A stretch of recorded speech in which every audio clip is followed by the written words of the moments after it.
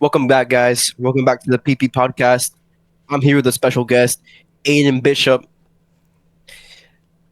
How's it going, sir? It's going pretty good. Thank you for having me on this special episode of the PP podcast. I'm very honored. Of course, you being a fellow movie director before, I'm ready to just tell the world about the process of making this credible film. I'm very excited, very excited. All right, I have some questions for you. All right, for sure, for sure. Let's get into it. All right, let's get into it.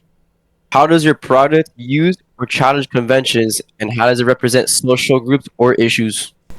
So when I started the vision for the film, at first I was thinking of the things that we could do to challenge, but then I thought to myself, why should I challenge those conventions? I should make it easier on the audience, because in my opinion, the easier you can make it for the audience, the better they're going to enjoy the film. So of course, the film is an action film. It deals with mafia ties and things of that nature. So I thought, instead of challenging conventions, let's play into those conventions, so we could lay the foundation for a world that the audience is already going to be familiar with, so that they don't have to ask themselves other questions that we don't necessarily want them asking. So the mob bosses and the mafia ties is straightforward, like it is with how you see it, so the audience already knows, all right, this is what I'm dealing with when they watch the movie. Okay, so your film is a action film type of thing. So how does it fit like the typical standard of other like action movies or films? So with the action movie, of course, you gotta have some drama. You gotta have some enjoyable moments, something to get the heart racing. So you're questioning whether or not the hero is gonna make it. So with this opener, we start straight out. It's action packed. You've got me. I'm playing the main mob boss. We're interrogating Right. Daniel, and from the get go, like the first 30 seconds in, fight breaks out. Daniel books it out, and it's a chase scene. So we just wanted to make sure that it tied into the action movies, the action films, and we just make sure it's heart pounding, nonstop action. Okay, so how does your film like represent social groups or like any issues regarding that matter? So in the film, of course, we like to tie the main characters back to like mafia ties, and mafia tends to traditionally be Italian. So you need to think of white Italian males, sometimes females, of course. But we wanted to challenge that, because you do have African Americans of Italian descent, but you don't usually see those in these kinds of roles. So we decided to put myself in that role to kind of push the boundaries a little bit. And with the genre of a film being a crime thriller of that sort,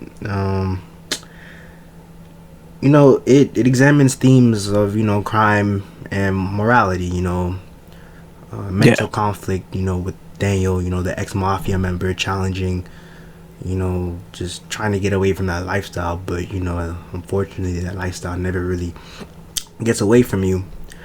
One of the main issues that is represented in the film is the psychological impact of the criminal lifestyle. Of course, again, talking about the Daniel, he deals with the guilt, the fear, the paranoia of everything. He tries to get away from that, and it challenges the typical conventions, because most movies, it glamorizes the criminal behavior. Sopranos and Hmm. Godfather. It challenges all those traditional conventions. But this film, we decided to go the opposite direction and show the drawbacks that comes with one being in mafia organizations or doing any kind of crime in general. Okay, nice. Okay, so I'd like to take this moment to thank our sponsor, Yeti water bottles. They're actually really good at keeping your fluid either hot or cold. Really depends. If you put ice in it, it'll get cold. If you put something hot, it'll get warm, and it'll stay like that. I think for at least 11 to 16 hours. Depends if it's hot or cold though. If it's cold, it's 16 hours. If it's warm, it's 11 hours. Dissipation of heat and stuff. Thank you, Yeti, for sponsoring this podcast, the PP podcast. Thank you again. All right, moving on. So, how does your project get the audience's attention? Like, what will make them stay and watch like the whole thing? So with the film, of course, it's an opener, not a whole thing. So we a few times during the making of the film, I think we kind of forgot that, but then towards the end we locked back in and was like, all right, so this is an opener. We don't want to give away too much. How you gonna keep the audience engaged, like you said, if it was going to be a full feature film? So of course, again, we start off from the get go with some adrenaline pumping action. Daniel's begging for his life. The audience is thinking, all right, what's going on here? I'm interested. And then, of course, at the end, Daniel meets his demise, so it leaves the audience thinking, okay, hold on, this is our main character, but he just died. What's going on here? So naturally, you're gonna want to stay and see the rest of the movie, because if your main character just died, you're thinking, all right, how are we gonna tell the rest of the story? Is it gonna jump back from before the movie began? Is it gonna jump to the future?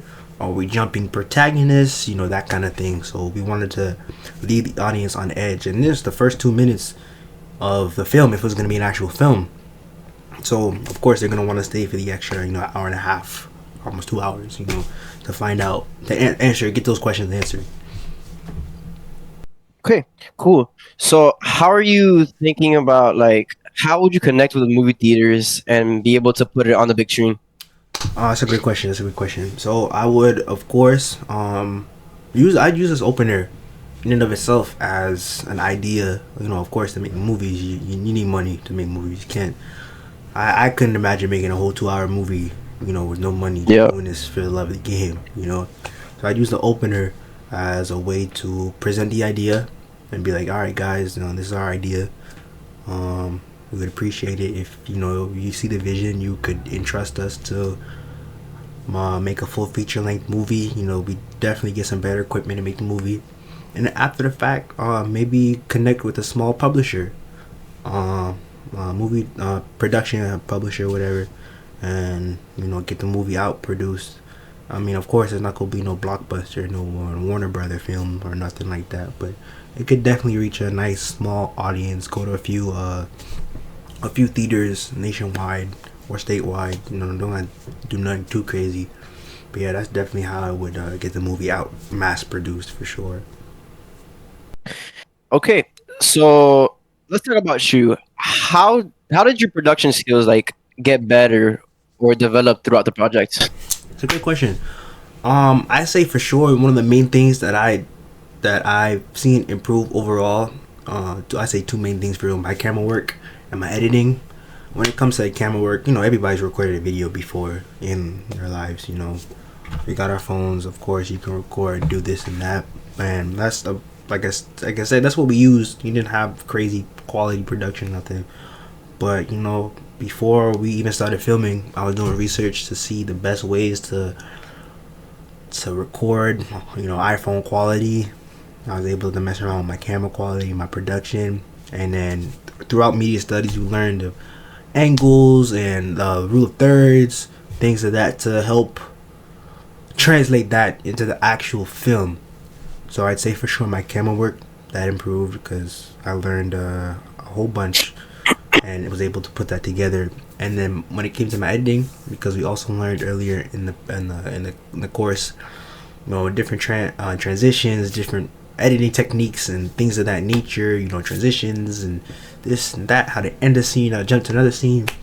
I'd had some editing experience in the past before, making a few videos here and there. Of course, nothing crazy like this.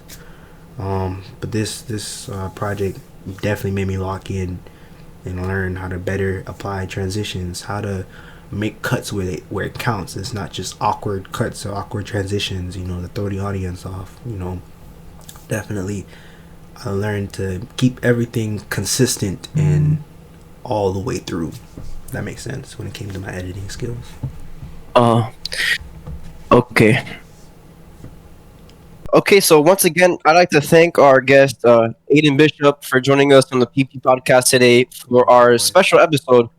We are currently on our anniversary episode, the 69th episode of the podcast. Mm-hmm. thank you, So thank you so much, fellow upcoming director. I'd like to thank you for have you having me, again man. someday. Oh, for sure, definitely. I Yep, appreciate you bringing me out here, man. Thank you. yep, of course. Again, thank you to our sponsor Yeti water bottles, keeping our foods warm. All right, have a good day. All right, thank you, man. You too, man. I'll see you on the Yep. flip side. All right.